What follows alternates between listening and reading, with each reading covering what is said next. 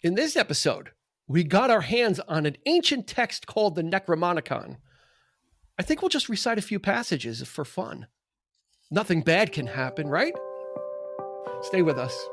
Get ready for the 3324 podcast, where lifelong friends Dean Legiro and Eric Kuber share their love of all things music and movies. Dean has directed short films and is a music trivia buff. And Eric, trained in audio engineering, brings his extensive knowledge of music and film to the conversation as they discuss, debate, and celebrate their favorite albums, films, and much more. Welcome, friends, to the 3324 podcast, your premier destination for the best in music and movie podcasting, right? Eric, I think we're better.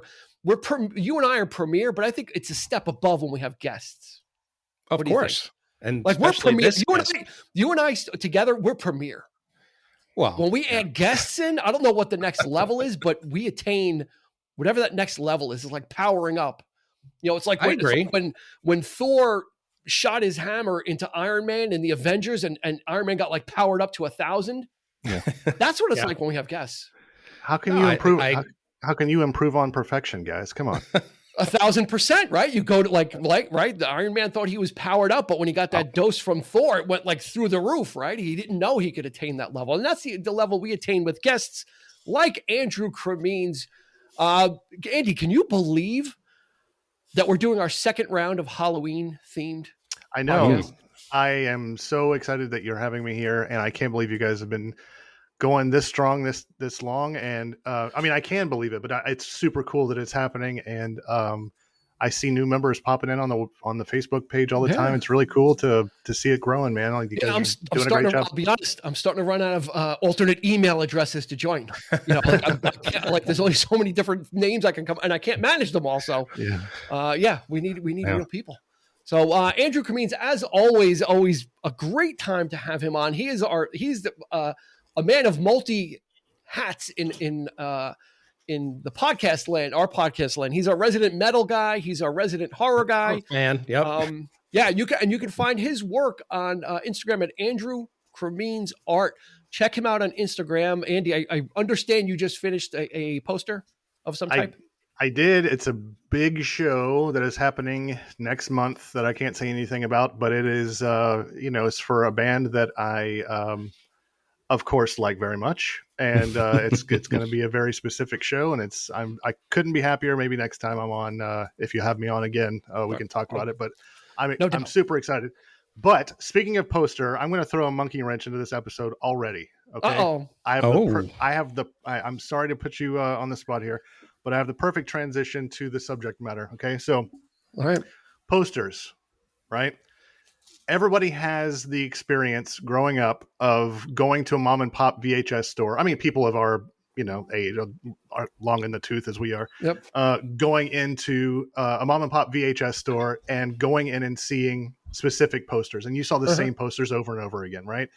What were the ones that you see? You remember, like you're walking through there. What are the ones that you saw all the time? Oh goodness, this would have to be one of them. Absolutely, The first movie, the one with the girl reaching up out of the pool or whatever. I think Toxic Avenger was always in VHS rental stores as well, because it was just such a weird, campy poster. Like when I think of walking into the VHS stores, like Toxic Avenger would always kind of be like in the back, and new posters would be over it or around it, but you'd still see Toxie in there. Probably a lot of Cronenberg type stuff too, like Videodrome and What about you? RoboCop? It's definitely something to throw in the comments if you guys are listening. What were the ones that you saw if you're our age? But like I remember Return to Horror High. It was like a skeleton cheerleader on a white background. There was Kiss of the Spider Woman. I've never seen the movie. I don't know what it's about. But I remember the poster. The Evil Dead 2, obviously the skull with the eyeballs. Man, there were so many, but those are the ones that really stick out to me. Nightmare on Elm Street 2, for some reason, was always everywhere. It was stuff. Oddly enough, I kind of got a feeling where you were going with that, and I have in my notes. For me, that the Evil Dead 2 poster, which has nothing to do with the movie, it's a full, the poster, it's a full face of, full skull image of a real skull with like real human eyes. Yeah. And I would always see that on the VHS shelf, and it always it was one of those iconic images that I would always see it. And that's what attracted me to eventually to renting it was seeing that image, which again, really has totally zero to do with the film. Nothing whatsoever to do with it. But before we get there, let's go through the stats like we always do. We have to drop some factual knowledge before we get to the crazy opinions, the fan theories, the impressions, the reminiscing, all that good stuff. Let's get the stats out of the way, and then we'll circle back on that because, an interesting story about the behind the scenes from this film too. So this was released in March of 1987. Wow. Yeah, 87. Wow. Yeah. It's an old one. Directed by Sam Raimi, written by Sam Raimi and Scott Spiegel. A paltry $3.5 million budget and a $5.9 million box office return, which does not tell the story of this film because the film was not widely released. Because of the nature of the making of the film, it didn't get like a wide release. It got put into theaters. Kind of in a backdoor way. Let's talk about that. Right. Let's get right into that right straight off since we're there. Obviously there was the first film was Evil Dead, directed by Sam Raimi, and his idea for a second film was originally to be titled Evil Dead and the Army of Darkness. Yeah. And he wanted the character to go back to medieval times and battle the Deadites, and really couldn't secure the financing for it. Couldn't just nobody was interested in it. Stephen King had a deal with Dino De Laurentiis because he was directing Maximum Overdrive. He was dipping his toe into the directorial waters. And he was a fan of Raimi, and he told Dino De Laurentiis, hey, you know what, you should check this guy out, because financing had fallen through with the original company because of the nature of the sequel.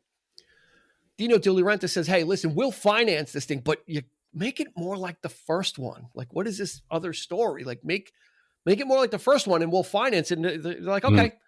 So they go back in and they rewrite it and they reconfigure the whole thing.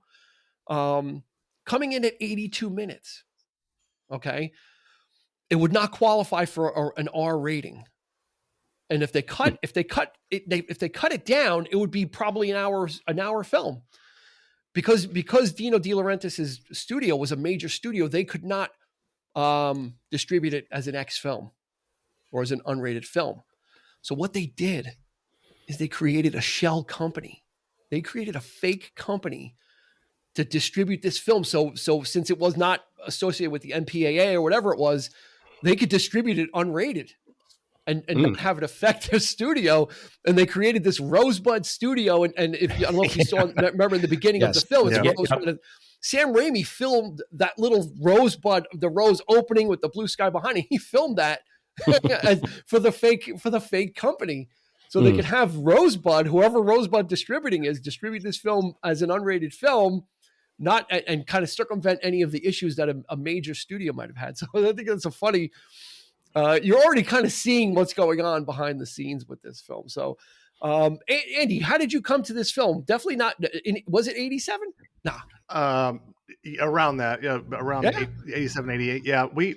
My dad, well, I would go to his house on the weekends and we would stop at the video store on the way to his house every Friday. So I would always be picking up all these weird, like DEFCON 4 or like, these weird, like just, Damnation Alley, or just grabbing whatever looked cool off the shelf or whatever. But just really quick, going back, Night of the Living Dead had very similar problems, and they had all kinds of issues. Like George Romero didn't have the rights to it. It became almost like a public domain film. They didn't make a cent off that movie, and they had to do something very similar. Like Tom Savini directed a remake of it just so they can get some money out of it. Basically, the whole team was involved. Yeah. But it was around 87, 88. And I actually don't know if I saw the first one or the second one first, but I remember, like you were talking about the poster. Even today, you look at that poster, it looks like a perfect Photoshop job. And however they did, I don't know how they did it back in 87, something that looked like that seamless. It's really cool. Yeah. But before we get into this podcast, let me just qualify my saying that like I loved the movie. I love Sam Raimi. I loved everything about it, but I'm going to make fun of it this entire episode. How could you not? Because I think you're supposed to. Yeah, I think it's a requirement of it's funny because like this is the remake. This is their second chance, and this is what they came up with. There's zero character development in this movie whatsoever. Like the first 5 minutes, I don't know if you would get to this that quick, but like you see them in the car, they cross a bridge, and then he's playing the piano. The next shot, and then there's there's no getting out of the car and like looking at the cabin, like, oh wow, what a dump, or no character development, nothing. It's no like exposition, no nothing. Yeah, and then there's some random ass book. Is this like a timeshare? Was somebody there before? Yeah. Like, what are they renting it? Or do people just squat here? And then it looks like she's like, let's leave before they come. So they didn't even like belong. Like, it's not like they rented it. They just kind of heard about this just there in the woods that you go stay at. Like, because she's like, oh, I don't feel comfortable. What if they come in? He's like, hey, baby, Yeah. Well, for a really long time, it was considered. A lot of people thought it was a remake. But now, apparently, that is a subject for debate because people are saying that the first 5 minutes of this film is a recap of the first movie. I guess. And when the first movie ends and Ash steps out of the cabin, the minute that he gets taken by the Deadites and he's like being like pulled through the woods, that's when this particular story starts. So it's actually a sequel, but they didn't bring in the other characters for something. They just redid. They just kind of reshot everything from the first movie. That what happened from the first movie in that first 5 minutes. I don't know. I mean, I kind of it can go either way. I suppose I'd never really thought of it that way. But, I think it's a broad rewrite. I mean, they had to they had to literally rewrite this film. Yeah, from the original idea of what they had and say, oh well, we got the financing, but we need to kind of come up with something different. So there's I think it's easy to say. This is a sequel where you don't need to see the first one. Yeah, you really. I agree. There's really nothing. Agree. There's really nothing in, and I don't mean that in a bad way. You don't need it. Like watch Evil Dead 2, and you're fine. The first one's feels very much like a student film anyway. Yeah. But like I was saying, like within the first like 3 or 4 minutes, all this stuff happens, and then the girlfriend is immediately kidnapped, and then Ash sees her come around the corner as like a zombie. For like 0.5 seconds and then chops her head off. It's like there's no like, what's wrong? Are you not feeling all right? No, it's just straight. We don't know this person whatsoever. Yeah, just chop her head off, and then he becomes a demon. And this is all within the first like 5 minutes 45 seconds. Yep. Well, as we know, Bruce Campbell as Ash Williams is a character of questionable morals anyway, as evidenced in the sequel in Army of Darkness. So. This movie is it's only 82 minutes and it actually feels longer. It moves at such a rapid fire pace. They cram and jam so much into this that you don't need to know where Bruce Campbell's character is from. You don't care. It's not important to the story what he is, what he was, or what he wasn't. It's not important what the girlfriend like. It's almost like an extended sketch. Like you're right, Andy. It's like. There's no meat on the bones, but that is not the point of it, right? I think the point is the visual. I think the point is the visuals, the style, exactly the style. This is sizzle over steak. Yeah, and like a Three Stooges episode. Taken for a ride because when I rented this, I thought this was something else.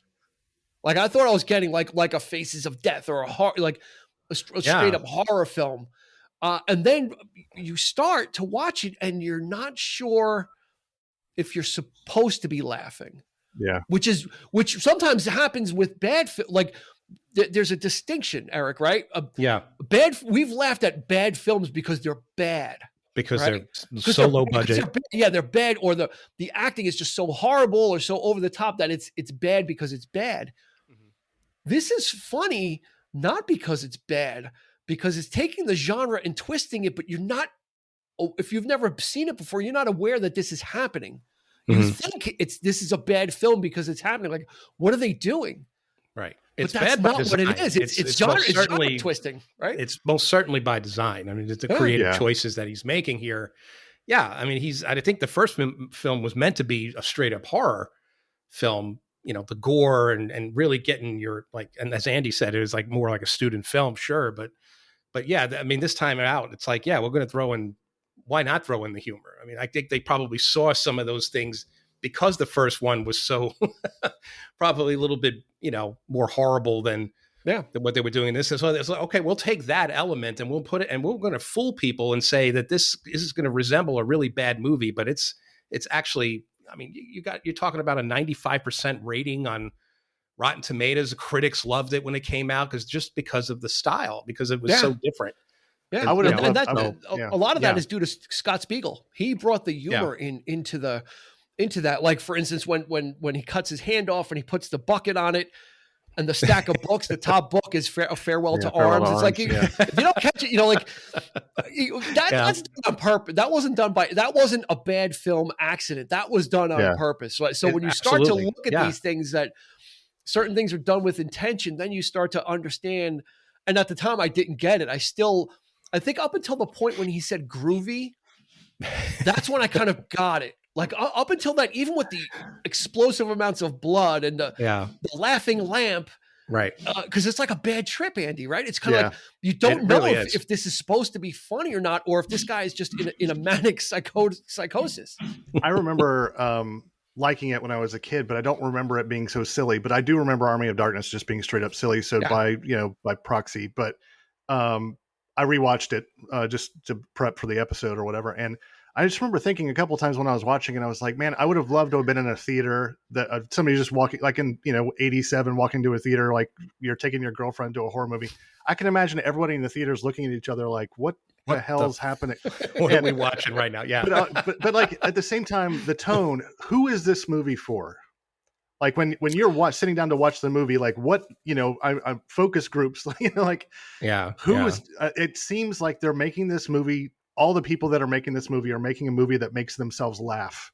Yeah. And that's it. Like they're just having a great time and then like throw it out there to see what happens, and I think maybe the casual horror fan might not get it. I think really geeky horror fans probably got like really love this because it was so refreshing from what they're used to. I think if you showed it to a casual horror fan, they're like, well, this isn't really scary, or it is, but what is it? What else is it supposed to be? But I think the horror fanatics probably ate this up and probably got it and probably understood, like it's not, like I said, the distinction between this was a cheaply made film, but it is not a cheap film.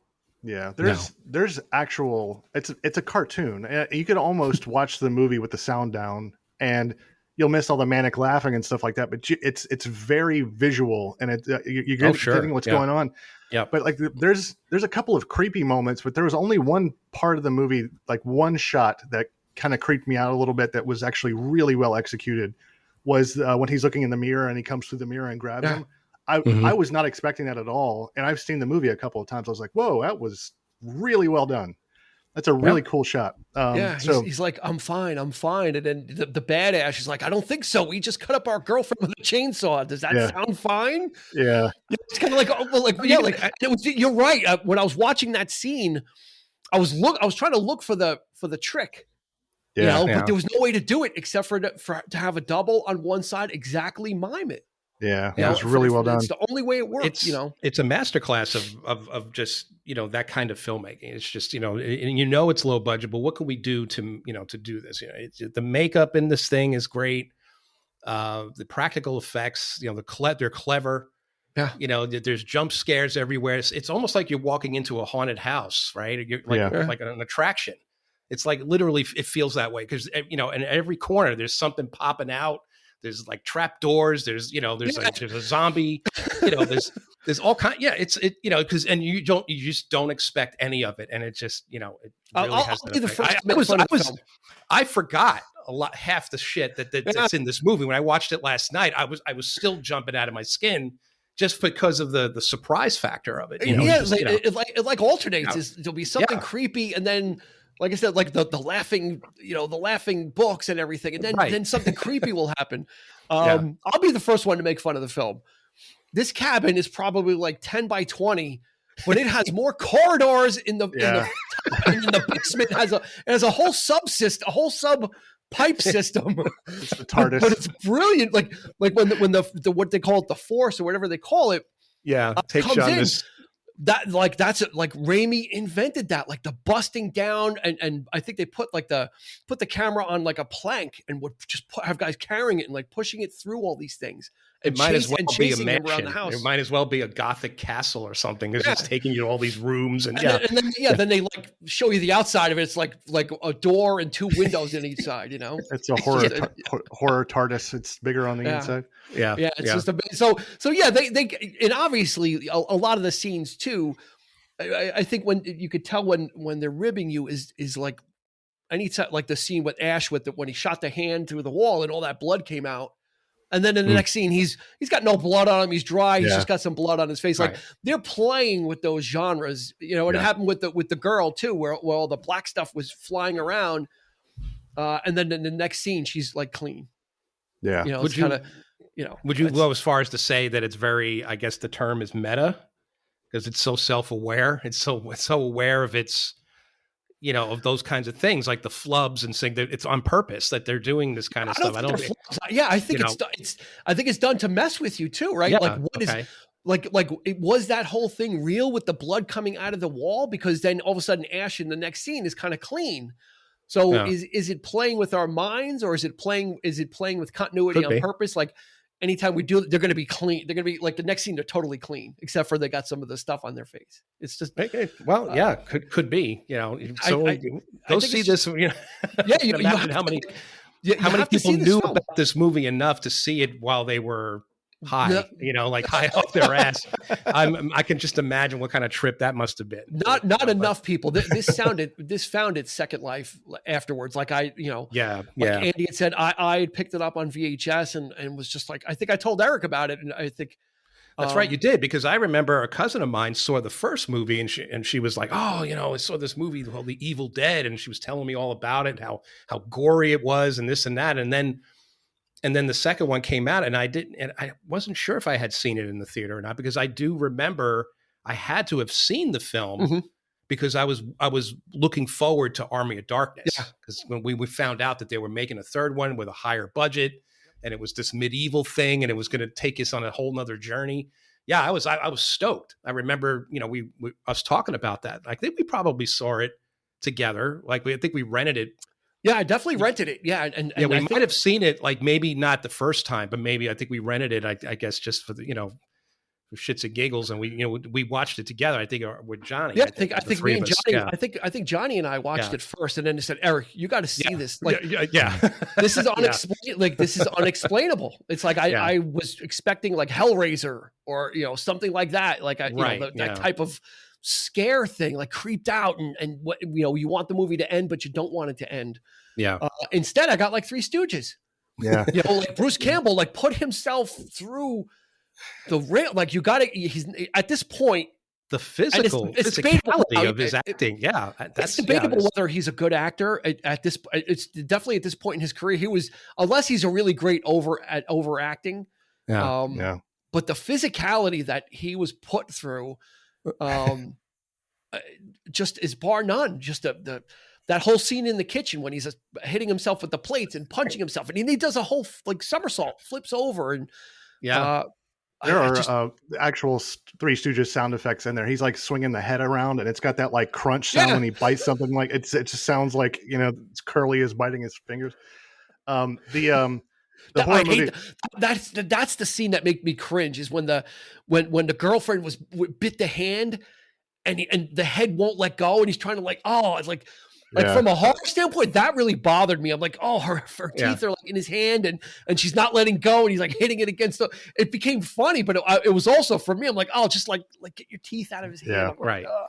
It's meant to make you cringe. It does it all. Yeah. It really does. It really does. So the horror movie convention that I do artwork for, it's called Spooky Empire, and the owner of that used to work on Burn Notice with Bruce Campbell. So Bruce Campbell comes to Spooky a lot, and I've got to hang out with him quite a few times, and also with Sam Raimi, because he came a couple of years ago too. But there was one time at a VIP party that we had this huge Evil Dead cake, and Bruce cut the cake with a chainsaw. It was pretty cool. Nice. But they're both just genuinely like working class. Like Sam Raimi, you put on the. I mean, we can talk about him now. I guess he's put on this pedestal as being Sam Raimi, especially after Spider-Man, and then but when people are talking to him, the times that I've seen people talking to him, I've been in Q&As with him and stuff. People are asking him questions and complimenting him, and he's like looking at people like, why are you here? Why are you wanting to talk to me? I'm just some dude, like he's very humble, but not like fake humble. He's just like genuinely doesn't understand why people want to talk to him or have these questions. And that's what makes me like him so much. He's just so humble. Bruce is like humble, working class kind of dude, but he's also on every time I've ever seen him, he's always been in Bruce Campbell character, but super nice. And he had a book called If Chins Could Kill, which is really good. It's called If Chins Could Kill, Confessions of a B-Movie Actor. And it's just him talking about his career and stuff. And I didn't know anything outside of his Ash stuff, maybe Briscoe County Jr. and stuff, but just hearing the stories, because he was like extras on everything. Like, so he's dealt with all kinds of famous people and he's just telling stories and stuff like that. But he's such a cool guy, man. And Raimi and Bruce Campbell, early days aligned with the Coen brothers. They were kind of working together and roommates. I think some of the roommates and I think it was from the first film. I think one of the characters was inspired by Holly Hunter, because Holly Hunter was living with them at the time. Francis McDormand, the Coen brothers, this was like this community of people that were working and living together. You don't think of Sam Raimi and the Coen brothers in the same breath. It's like, or Holly Hunter. But in a way, they kind of are. The Coen brothers have that subversive streak in them as well. If you look at Raising Arizona, I mean, look at the way that movie shot. There's a lot of similarity there. I think in the long, like the tracking shots and the crazy, like running through the supermarket and all the that kind of reminds me of. Very much so. Takes you back. So there's that style. So Raising Arizona. And I think that with such a small budget for Evil Dead 2.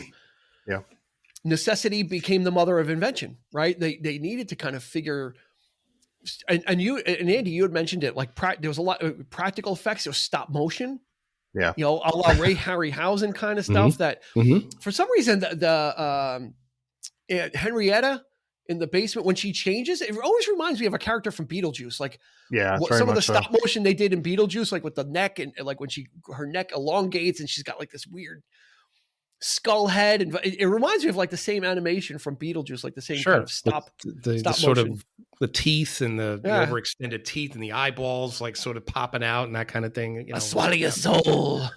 There's so many iconic shots of that movie, because I collected Fangoria magazine and was what all that stuff or whatever. You would see very specific shots of Evil Dead 2 everywhere, even video stores would have like the lobby cards and stuff of just that monster, or like there's that shot of like looking over his shoulder. The I think it's Henrietta before she turns, is like looking over her shoulder or something like that. But that's Ted Raimi playing her brother, and he's cool too. He's a cool guy. Yeah, he's done a lot of the side work as well. He usually appears in his brother's films in some form or another, and then has carved out a career as like that extra work in the. He's reminded me. And he's in the films himself, but he always reminded me of like I wonder if the reason he casted Tobey Maguire because he resembles the Raimis a little bit, like I especially the brother. I think and they're both in the film. Like I know he's working at the paper, and but he's Rocket Raccoon, right? It's odd, it's just an odd. He plays Rocket Raccoon, right? The stop motion. I'm sorry, not stop motion. The no, James Gunn's brother. That's Sean Gunn. Sean Gunn does it. Sorry, Sean Gunn does it. I'm mixing brothers. Sorry, that's okay. Yeah, it's the same thing. But to that point, if you only have a certain budget and you want to attain certain kind of camera things, that's where putting a camera on a plank comes in. Let's figure out how to do this because we don't have the big bucks, and then it becomes like part of your style. You look at Spider-Man 2. Some of the Raimi, I think in the first Spider-Man, it was kind of dialed back a little bit.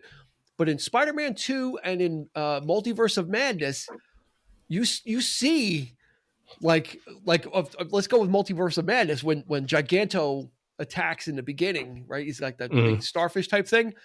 What happens? His eyeball gets pulled out and it goes sailing through the air, direct shot for shot.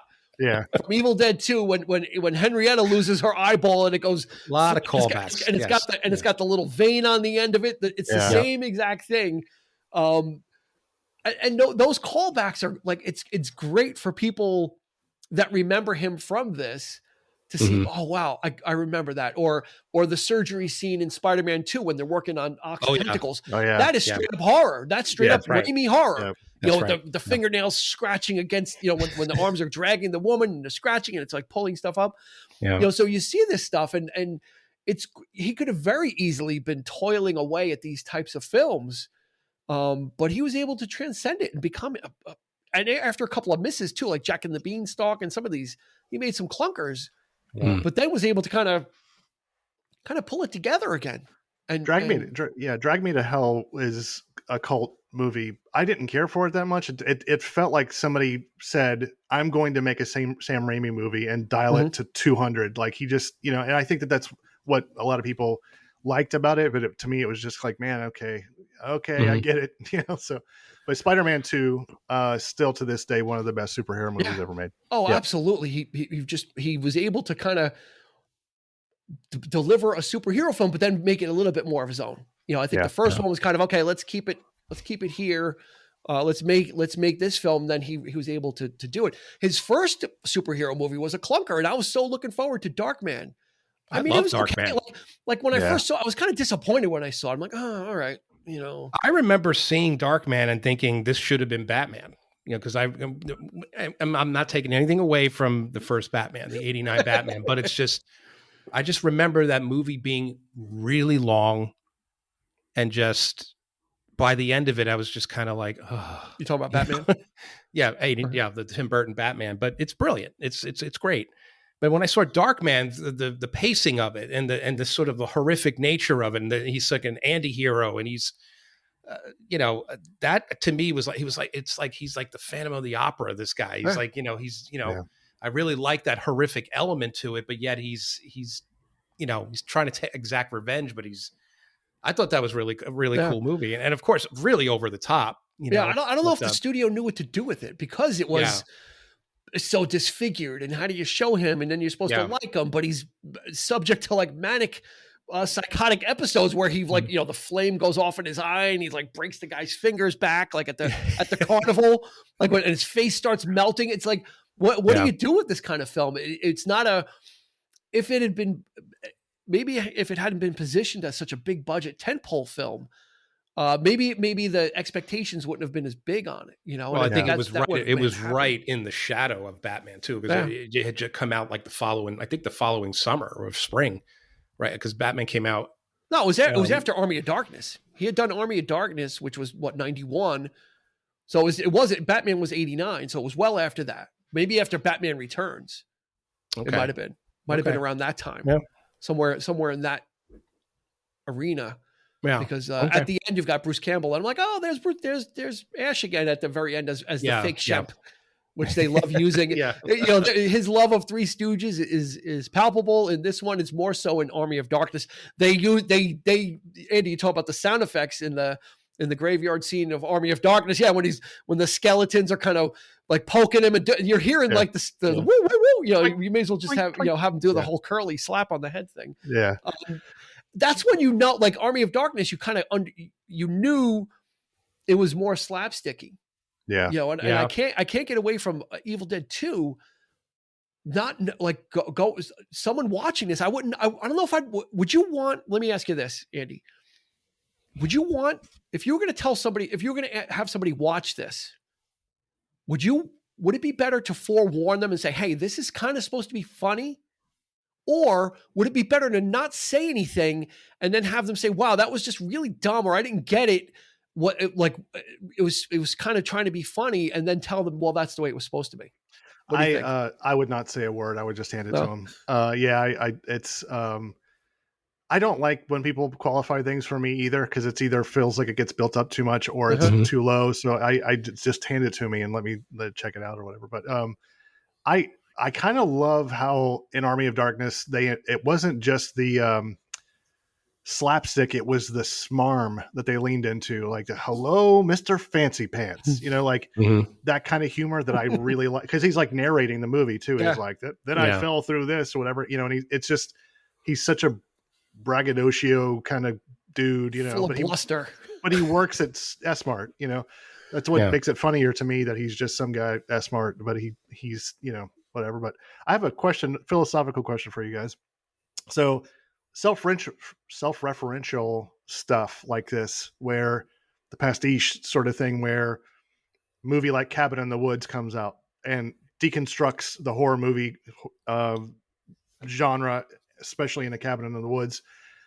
Can you recover from that? Once you've been parodied, can you do that? Because Cabin in the Woods came out, I don't know if you guys saw it or not, but I thought it was brilliant when I saw it. I had no idea what I was going into when I saw it. And then like 2 years later, the remake of Evil Dead came out, 2016 or 17. I don't remember what it was, probably later than that. But I just remember thinking, like, why would I want to see this? I've already seen it made fun of. It's almost like Scream. Like every time a new Scream came out, you can't do that anymore because everybody's like referencing horror movies in horror movies. Like, how do you recover from that? Yeah, like once it's had the piss taken out of it. What do you think, Eric? Do you think is it possible to redefine? You said, Andy, I guess you're asking, is it possible to redefine it again? Yeah, it's very difficult. Very, very difficult, especially today. Everything is being, everything's meta. Everything's meta. Everything is referenced. We're talking about movies now. It's not even a faithful homage anymore. It's a tasteful. It's straight on. We're mentioning films, left and right. We're joking about like Endgame. Oh, you telling me there's like Back to the Future? Like that's our whole mission is based on that, and it's like whoa. And you start thinking about Back to the Future, and I'm like, well, damn it. It's like, what's more affected? Is Endgame? You don't like Endgame because of because of that, or do you don't like Back to the Future now because that movie exists, and now they're because we're loving the Avengers right at this moment. Now I don't, Back to the Future is kind of tainted now. Like it's hard. It's very hard. I think someone would have to put a different spin on it. Right. Yeah. I think first of all, Andy, to your point, I think the dust needs to settle a little bit. Yeah. So having like an Evil Dead remake come out right on top of it. Yeah. It's kind of like, okay, like what's the point of that? So I think it's a combination of a couple things. Is the dust needs to settle on franchises or on that genre for a little bit. And then someone needs to come in and give it a swift kick in the ass. Yeah. Right. And, so and you can't do that with intention. I think you just need to find someone that loves the material and can kind of bring that back. I don't think you can formalize that, if that's a word. Say, hey, we need to bring this back. I think it's like people that have the love for the genre, kind of like with the brothers for Stranger Things, like they can kind of revitalize it, and it feels genuine because you could tell they love the era, even if that's getting a little long in the tooth, but. I think it's possible. The long short answer is I think it's possible, but it takes time. The Stranger Things does take time. You hit it on the head there, but unfortunately today everything is just so quick. There's so many things coming out at once, and it's hard. It's difficult to sift through because you're just being bombarded, and it weighs you down. And then you start thinking about some of the older films, and I like right now. We were talking right before. Dean was commenting on how lately I'm not very, I haven't really been kind with Marvel, the stuff that they're doing lately. I just have to say, it's just, I'm sure it's fatigue. I'm sure, burnout. It's burnout, but I enjoyed watching this movie last night, Evil Dead 2. I was like, we're going to be talking about, like, I gotta rent it. I didn't, I was like, I gotta rent it, so I put it on, but when I put it on, I enjoyed it because it took me back. And it's like, I miss that. I miss these like 90-minute, 2-hour films that just do what they do. And there's not a whole lot of like long form stuff, like everything's a character study today, and everything is, I'm not knocking it per se. Yeah. It's just still too much of it, I feel. Have you guys the balance seen, to me is off, you know? So, you know, have you guys seen the trailer for Clerks 3? Mm-mm. Okay. So No. I was looking forward to Clerks 3, and then I've heard just abysmal things about it. I like Kevin Smith. He's perfectly fine. He's had some clunkers and stuff like that. But the new Clerks movie is about Randall having a heart attack and deciding he wants to make a film of him working in the Quick Stop.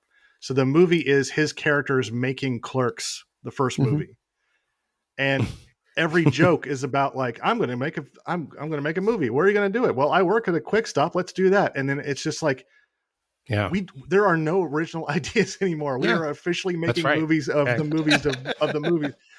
But your answer earlier about Stranger Things as recovering from that, I think is great, because you watch Stranger Things, it's got its own story, but every once in a while you'll be like, okay, well, they're following this, you know, that's obviously a Lost Boys reference. That shot's from this. Like, there's a shot in season 2 of Stranger Things, 2 or 3, where Hopper is like putting a cross in the ground or digging something or whatever, and it's the exact shot from Evil Dead 2 of him putting the cross in the ground and stuff.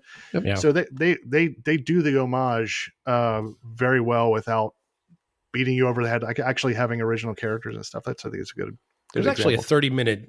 I showed it to the kids, like, cause you know, Jacob's really into Stranger Things and stuff. So there's that on YouTube. If you look for it, there's a 30-minute video on YouTube with the Duffer Brothers just talking about all the films that they reference, and it's not even all of the movies. Yeah, it's just I'm sure like there's a lot. There's great. A bunch, you know, and of course it's all the great films that we love, you know. So, but it's just and stuff that I never even thought of, like, oh, that's right, you know. Yeah, you know, they're very clever. They do a good job at it, you know. Yeah. But and as if this movie didn't already move at a breakneck pace, there's also a montage we get. So as if things weren't going fast enough, we get one of the best scenes in the film is the montage of when he goes out to the woodshed for the second time, not the first time when they dub in woodshed, and then he like runs out. Getting the chainsaw ready. The whole scene of getting the cuffs, the clamps, drilling it, creating the strap. And at that point, then I kind of settled in, and it's just like all those things, you know, the tightening, the twisting, the torquing, and then he looks, you know, he looks down and says groovy. And at that point, I had arrived. I'm like, okay, I get what's going on here. Now I know. You know, now I know this is kind of like you know, at that point I was really smiling. I'm like, well, this is just a really cool movie, because they took a character that was a weakling, a coward, had bouts of insanity. He cut his own hand off. You don't know what he's doing. Finally, like stepping into being like a hero. Well, to Andy's point, like there's, you know, you mentioned no character. Well, there it is. There's your character development. Right? Yeah, he became this persona, like he's, you know, now he's going, you know, he's going to kick some ass in Army of Darkness. You know? I disagree. He chopped his girlfriend's head off within the first 30 seconds of the movie. Then, like, we're looking too far into it. He's minorly inconvenienced by his hand, so he cuts it off. It's like, this guy is just. He's a psycho. Yeah, he's a man of the times. He wants it now, and he wants it like quick and fast. And if she's giving him guff, or she's acting a little possessed, the head comes off. You know, the hand. He's like, "Give me back my hand." Yeah. I didn't say that he was a good character. I just said he was just. I'm just joking. Yeah. And Henrietta's like, "I'll swallow your soul." He's like, "Swallow this." Excuse me. You know, total Rambo type. You know, like catchphrases that start coming out towards the end. Like once he kind of goes into that character, he kind of becomes, you know, he starts like kind of doing that kind of stuff, having like these kind of macho catchphrases, and, you know, twisting the sawed-off shotgun and holstering it. You kind of start to get some of the swagger, and really, I think that's really when the movie turns. You know, kind of because he becomes someone that. Was reacting to his circumstances, and now is someone that's kind of trying to change the direction of the circumstances. Everything he was doing before was reaction, like Andy said, like, oh, she's possessed. I'm just gonna grab the shovel and swing it. You know what? I think that was a luck shot because it was just kind of like the way they showed that, Andy, is they show the shovel on the ground, they show him grab it, you see it swing, and then the head flies. Like I don't know, maybe he meant to hit her in the, like I have to think like he maybe intended to hit her, but that head just came right off. Yeah, oh. It happens. It will happen if you don't aim it just right. And then the girlfriend do it like she decayed so fast, like when she kind of comes out of the ground, she's all decrepit, but the head is all like perfect. And doing the spinning dance in the beginning, I'm like, this is just so creepy. I don't know what. Yeah. Is it funny? She's dancing and then she's like, ah, and she kind of disappears. This film is kind of like, you like, I don't know. I think, Andy, I would go with you. I don't think I would tell somebody. I think I would say, just watch this. No, you need. That's exactly what I could. And tell me what you think afterwards. Well, that's the thing. I couldn't even describe it to anybody, right? I'd be like, I don't even know what I'm watching here. So yeah, you check this out, see what you think, have a go.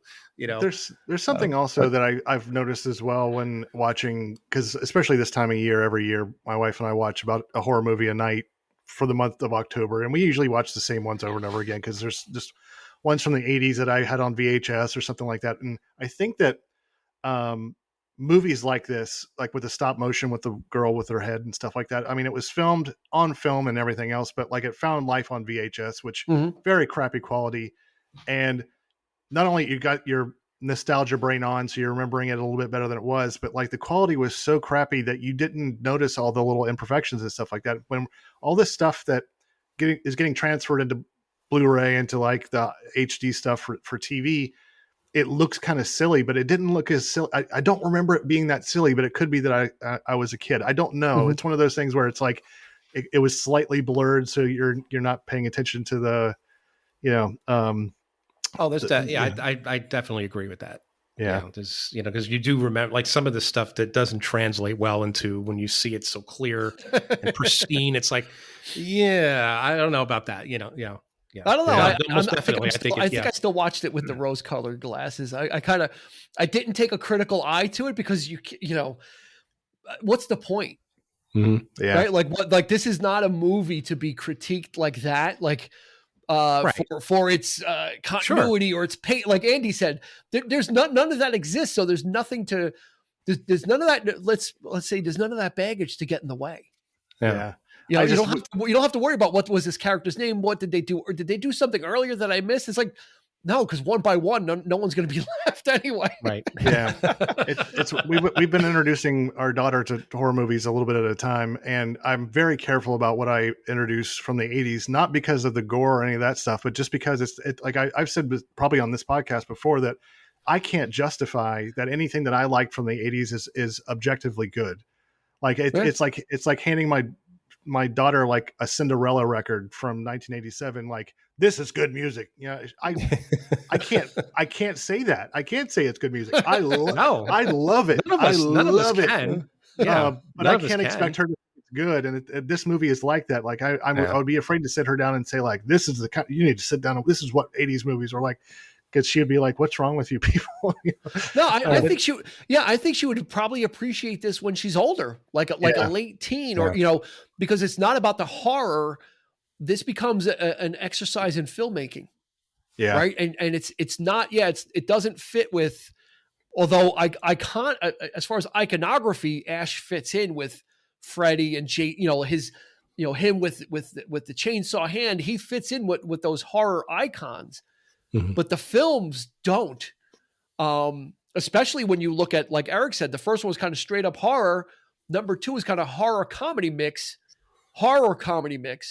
Number 3 was a comedy horror mix, right? It leaned heavily into the, like, and like I said, from the beginning credits where it says, Bruce Campbell versus the Army of Darkness, kind of like an Abbott and Costello meets Frankenstein. Yeah. I remember I saw it in the theater. I'm like, this is going to, I already think I understand what this film is going to be like. To me, it was always more of an action movie. Fun, scary, not like not threatening scary, just kind of fun and like, like comedy horror kind of stuff, Young Frankensteinish, perhaps, like not to that level, but meaning it's not threatening.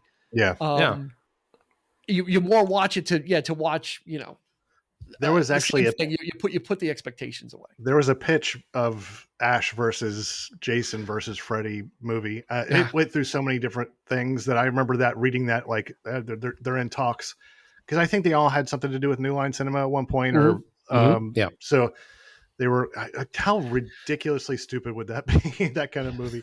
It's hard enough to put Jason and Freddy in the same movie, but like having Ash in there, it's almost like he's like the Deadpool of. Yeah, you know what?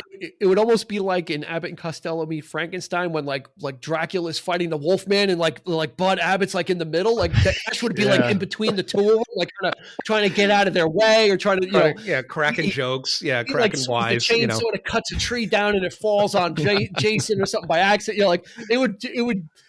I don't know if they would want to do that to those characters, because you can't bring Ash into that and have him ramp up his seriousness. It would have to, those other characters would have to bring down their threat level. I don't think you could bring Ash up to that. Like, you can't put him into that movie and expect him to be a serious, like, a serious character or a serious part of it. Right. So it sounds good on paper. And I might've wanted to see it. Not sure it would have done, who knows, depending on who did it. It would depend on good writing, because you can the right sensibilities. It's a balance.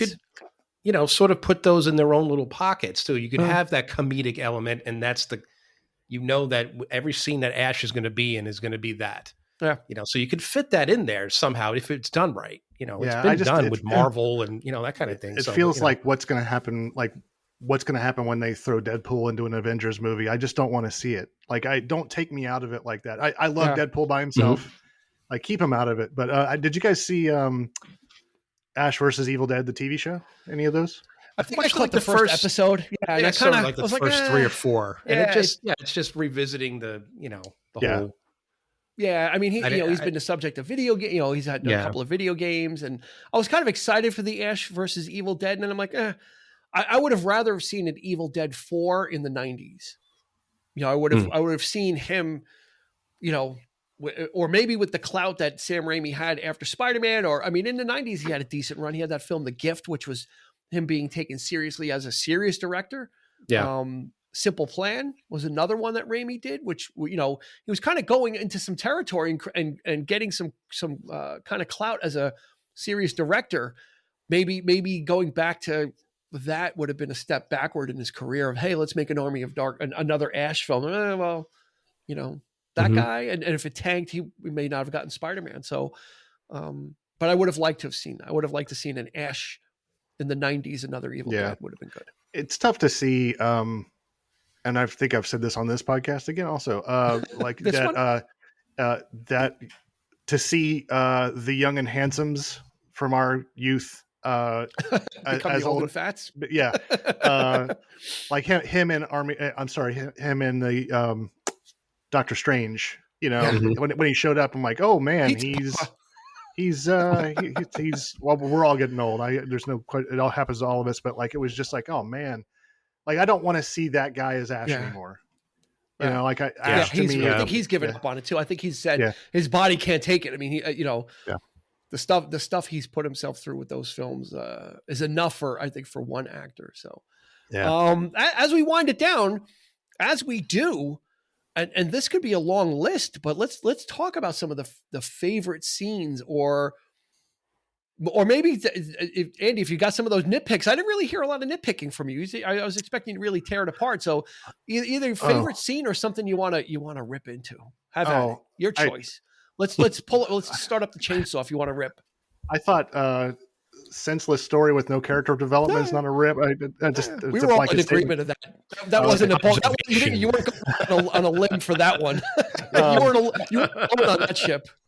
I think that if there's anything, it's not directly, this movie is like the introduction to it, but I think that later on in his career, Sam Raimi leaned into this kind of stuff a little bit too much as his, like, well, I don't know if he's thinking that people are expecting it from him or what, but like, there's sometimes like in the movies like Drag Me to Hell, where it's exhausting. It's like, this is, set the camera down for God's sakes for 2 seconds. So but he's brilliant. I think he's great. Now this movie is just it to me just feels like the middle of a movie to me. It's like something happened beforehand. We're seeing a whole bunch of stuff, and then something like, I guess we know what happens with the medieval stuff afterwards, but it feels like we just kind of turned it on in the middle of the afternoon on TV, and you're like, oh, what's going on? I don't care. I'll just keep watching.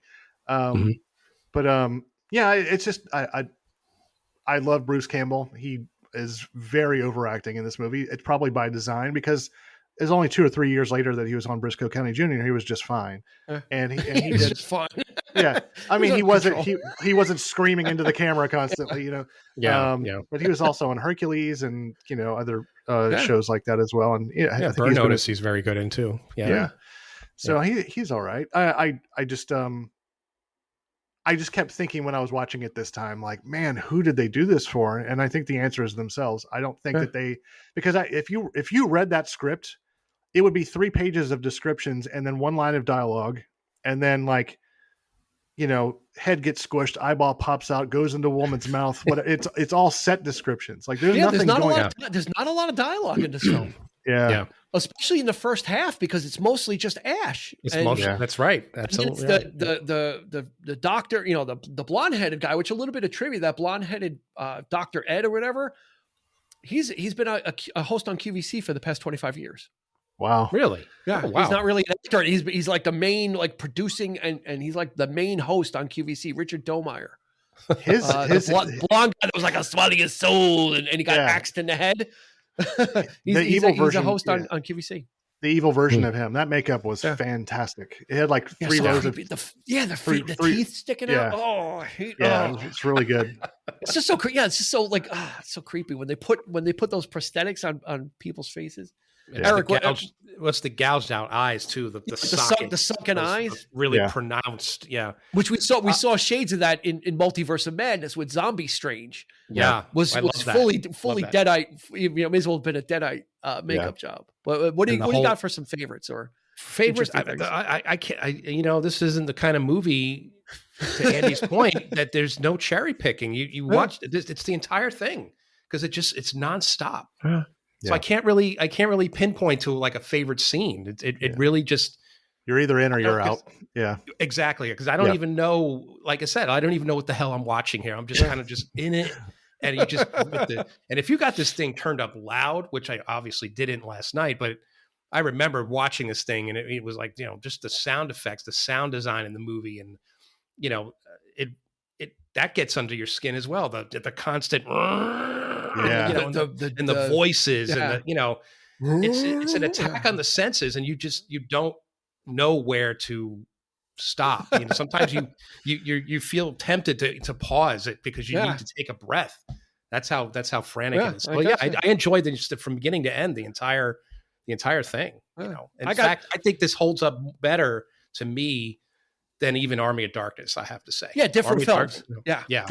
Different films and going for something different. And just for the style, just for the form. Yeah. Absolutely. Yeah. I got three things. 2 of them are related. There's 2 falls that Bruce Campbell took, which really the one when in the beginning when he was getting possessed and he was getting pushed through all the trees, it was like that weird camera effect, and then he hit the tree and fell into the puddle. That fall was obviously, he didn't fall from that height, but it was so well executed. It looked like he fell from that height. Do you know how they did the flying thing? They put him on something, right? It looks like his arms were attached to something. He's in front of a screen like they did Superman. Like it's just a screen of trees behind him playing a movie, and then there's hitting him with branches off camera. I believe it, but it's effective. Again, the camera, and all you need to do is shake that camera a little bit. And it looks like he's, really moving. So, and then the other fall is when he's in the basement and he's walking upstairs, and Henrietta grabs his ankles from the stairs and pulls his ankles out from under him, and he falls like face first down the stairs. It's like, oh my God, what that's like a fear. It was like someone grabbing your ankles from like those exposed stairs, like pulling your feet out, and you fall forward down the stairs. Oh my God. Yeah. And then the thing that caught me on this watching was the very end. Take away Army of Darkness, right? Like pretend that Army of Darkness didn't exist yet. That ending is very Planet of the Apes-ish. Yeah, totally. Mm-hmm. You know, he lands and he's like, no, like what happened? Like he, you know, all the knights, and Ted Raimi is that knight. Hey, hail to the, you know, the guy that, you know, But it's that moment of like stranger in a strange land, and he's like, no, like it doesn't even set the tone for what Army of Darkness totally swung. What opens with, you know, my name is Ash and I am a slave. Like it totally has a different tone, but the ending of Evil Dead ends on a downer. Yeah. You know, it kind of does. And you wouldn't time and he's like, no, it's like, what happened? Like, how did this happen? And, you know, you could argue that Army of Darkness, if it hadn't gotten made, it would have probably had that effect, because don't forget, it's in the story. It's in the book. Like even in the first movie, one of the girls gets sucked into the vortex and she's thrown back in time. So she, you know, so that already is a thing. It's like, it's part of the legend or whatever, or the curse or whatever. So the fact that he's there, that's the horrific moment. It's like, oh my God, it was destined to happen. Yeah, exactly. Like it was already foretold, you know, kind of that whole circular time travel thing that we just talked about with the MCU. And now we've got Army of Darkness. We've got Evil Dead in there too. So I have one more thing. I think that's going to do it. Do you have any closing thoughts, Andy? I do. I have one more thing. Go for it. It is. I just thought about it when you were just talking about it a minute ago, Eric. Is you kind of touched on it, but didn't say it. It does seem like Army of Darkness is more dated than Evil Dead 2, doesn't it? When you think about it, I think so. Yeah, because like Army of Darkness feels like a straight up 90s movie it could be played on USA in the afternoon on Sunday. Absolutely. I started to watch it like a couple months ago, and I have to say that I just lost. It didn't hold my interest. Like I ended up I got distracted, and but I wasn't like glued. And by the middle of it, I was just, you know, because of the campy, you know, of course it was very slapstick and that kind of thing too. That kind of, you know, that kind of thing. You know, sometimes it doesn't hold up. You know, you think of like Mel Brooks and some of his movies. It's just like, this is kind of dated. So maybe it was good that he didn't get the budget he wanted for, or get the big budget for Evil Dead 2, because he needed them to be sharper and more economical and think outside the box for things. And then when you've got creative, the money, definitely more imaginative, more creative, you can do what you want. Yeah. Good point. Good point. All right, that's going to do it for this episode of the 3324 podcast. Andrew, thank you as always. And never worry about, am I going to be asked back? Don't worry about that. Yay. You may want to say, you may say, why do they keep asking me back? That might be the question you ask at some point. It's like, why? But no, always great to have you here. And again, especially during the Halloween holiday season, because we know that you love that so much. And you know, I love talking to you about that stuff, because your passion really comes through, and it really, it's my favorite. To comment on what you said in the beginning, Dean, is, you know, we have, what did I say? These people, you know, we'd like to have the same faces on, because we're very grateful that you guys are all talented. You bring something to it. You got, you know, Andy's the artist. It does certainly makes us, you know, makes us look good. These guys, you know, you guys have been friends for a while, and I've been friends with you guys separately, but you have other friends on, and I feel like I know them now by listening to them on the podcast. I've been thinking about that, Andy. We're going to get everybody on one. We have to, because right now we've got two separate things. So I want to get you in with the other ones too. We have to like mash everything together. Nice. That's right.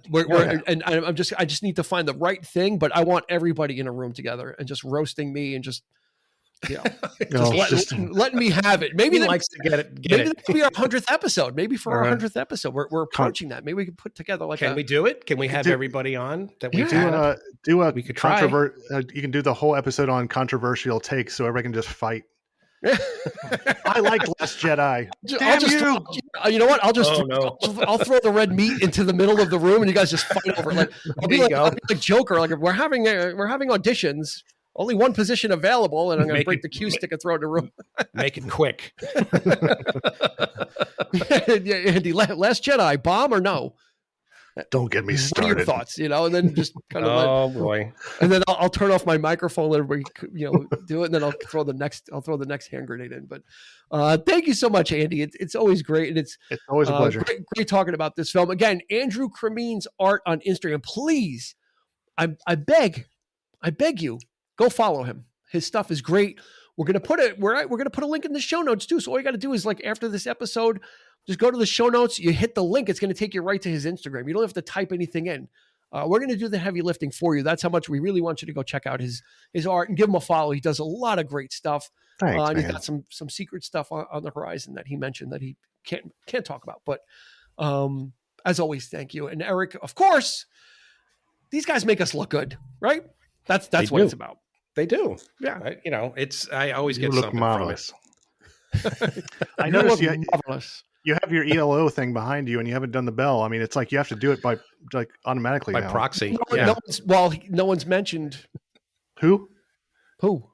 Yeah. No one's mentioned. ELO? What? Jeff Lynne. Oh, there we go. Jeff Lynne. There you go. Okay. Yeah. Oh, we have to say Jeff Lynne. We can't say ELO. Yeah, ELO doesn't Be count. Jeff Lynn's ELO now. Okay. It's the Jeff Lynne bell. So when see Jeff how Lynne it is. is mentioned, again, the bell goes off. Wow. If did that every time. We'll be doing it every episode because this blanket is here. But you have to mention. He has to come up in a reference. Okay. Gotcha. We'll Guess have the to bell. apologize to Bev Bevan and Richard Tandy Yeah, and so all the other guys They'll that make Jeff look good. They'll have their own bell. They didn't write every ELO song and produce every ELO song, so they don't get a bell. He gets his own bell. So that's going to do it. Thank you guys so much for joining us each week. Again, check us out on socials also, 3324 Podcast on Facebook and Instagram. We'll leave it there. You're going to hear it in about 3 seconds anyway. A voiceover artist that does it better than me. She's going to take you out of there. So until next time, for Eric, this has been Dean asking you to please, definitely for Evil Dead 2, be kind and rewind. You've been listening to the 3324 Podcast with Dean Legiro and Eric Kuber. You can find us on your favorite podcast provider, so please like, subscribe, and rate to become a part of the 3324 family. Your feedback is important, so make sure to follow us on Instagram and Facebook at 3324 Podcast and on Twitter at 3324P to join the conversation.